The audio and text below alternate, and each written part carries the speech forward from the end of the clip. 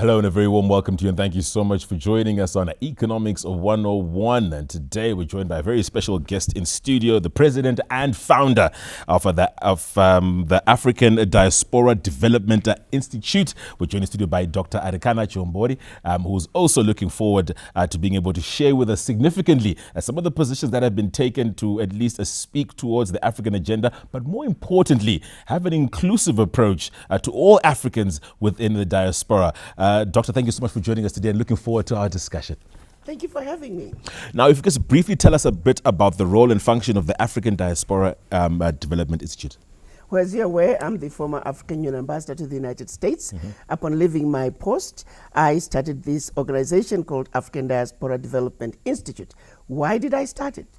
Part of my mandate as the African Union Ambassador included, in addition to engaging the US government, mobilization of the African diaspora, which is something I must say I succeeded in doing successfully, and educating the African diaspora about Africa, about what was really ailing Africa, not the superficial issues that they were being fed, the lies they were being fed.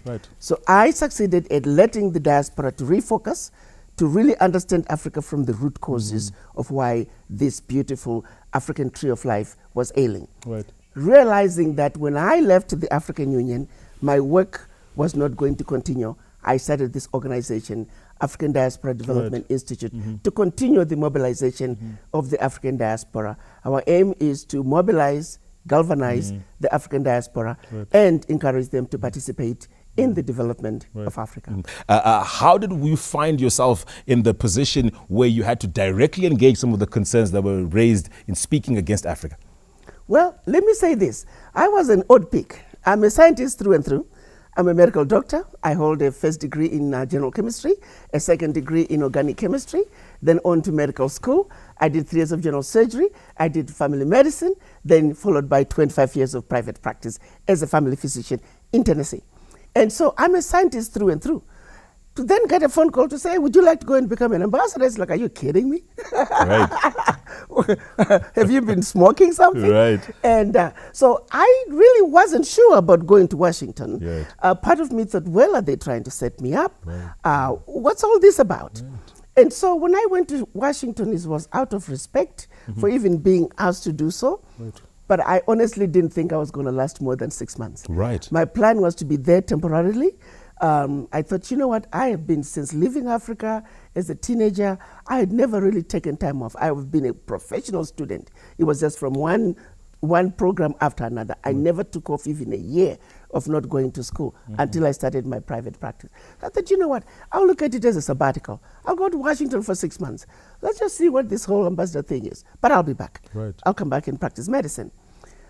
I even stayed in a hotel for 5 months because I was not going to look for a place to stay. But something happened during those 5 months where sometimes I'll be in meetings because I'll go in, I'm a medical doctor, everybody sitting in front of me for 25, 30 years was a patient. So I'll go into meetings and everybody, all the other people are just like, they're like patients to me. I'm busy diagnosing them, you know. But every now and then somebody will say something where I'm like, oh, hold up. What did he just say? Excuse me? They really said that. You know, some things were purely just abusive and disrespectful. And I would come out and I would talk to some ambassadors who were older, you know, who were seasoned diplomats. Ambassador, that's how they are. That's how they treat us. You know, we talk to them, we engage them, but whatever we say never goes. Whatever the US wants is what goes. And so as I began to engage them and I began to see the disrespect, I even had a couple of trips to Africa during that time. And even on the continent, the same thing is happening. But also what was really concerning was that even the Africans are not speaking up. I had a few incidents where ambassadors would go to meetings and then they'll come to me and say, but ambassador, why did they say that? And I'll say, Excellency, I wasn't there. Why didn't you speak up? And sometimes I'll pick up the phone, I'll call the State Department, I say, hey, I got an ambassador who needs to talk to you. You know. So something happened by fifth month. I said, you know what? I'm going to hang around a little bit longer.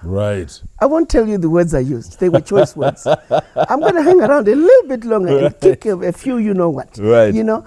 because the abuse was blatant. It was infuriating, you know. And then I began to make friends who were staffers, and they'll just tell me. They said, yeah, when we go to Africa, we are told, no matter how low the rank a person is, and even if an African head of state is in the room, the American officer in the room is the most important officer in that meeting, regardless of their rank. But that's what they're told. So they go to Africa with an attitude. So I just decided, okay, I'm good. I'm going to do my part. I'm going to speak up. Give us an understanding of your previous remarks that speak to the injustice that's taking place in Francophone countries. You know, the one that really got me to do my first video, I would go to address the African diaspora, and I will talk about the issues. I'll even go, the one that got me was the Pact for the Continuation of Colonization. Here you are getting ready to get your independence between the late 50s, early 60s. You are getting your independence, but before you do, we want you to sign this document that is called the Pact for the Continuation of Colonization. Agree to continue to be colonized, but we're giving you some independence. So I took the time to really make sure that I would hammer that message to the African diaspora. And I would also say, you are being thrown a shiny object. They want you to focus on corruption in Africa. I'm not saying we don't have corruption in Africa, but then there's corruption everywhere. In fact, if the truth be told, there is a lot more corruption in the Western world than in Africa. It's just not as blatant. It is blatant. They call it lobbying. You know, so it's a different name. But be it as it may, the corruption watchdogs from the West have said 50 billion gets out of Africa from corruption every year. I get it. It's a lot of money. Let's go after it.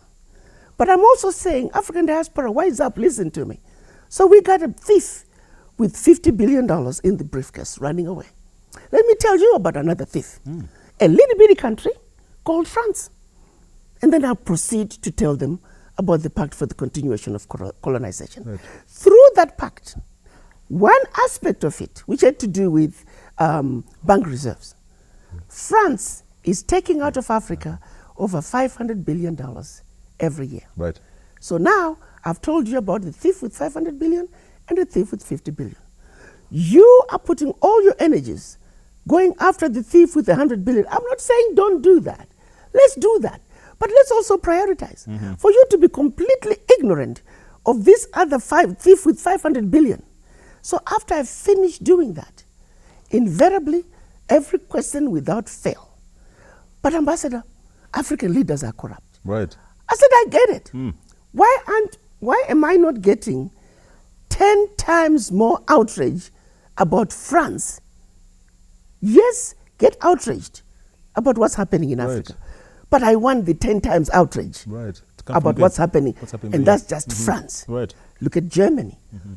They gave us a token 1 billion after the genocide in Namibia. Do you even know about that? Are you outraged about that? Look at Britain. Who goes to mourn the Queen? And everything that happened under her watch. And what happened under her mother's watch. You know? So we got to be realistic here. Why do we keep turning another cheek? Talk about today. You look at the bank reserves. Right now, when we started back in the 60s, it was about 85% of the bank reserves were going to French Treasury. It's now down to about 50 to 60%. They are still sending their bank reserves. And if those countries should wish to get some of that money, they can only access up to what they put in last year as a loan at commercial interest rates. Your own money. So when you look at some of those atrocities being committed to this day, if a leader tries to pull back from that abuse, they get assassinated. There will be instability within their countries.